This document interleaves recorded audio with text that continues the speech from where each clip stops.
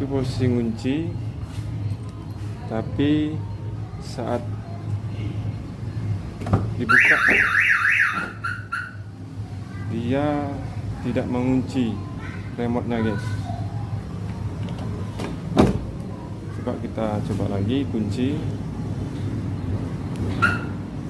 Oke, ngunci. Ya, pintu depan sebelah kanan tidak mengunci, tapi pintu belakang posisi ngunci.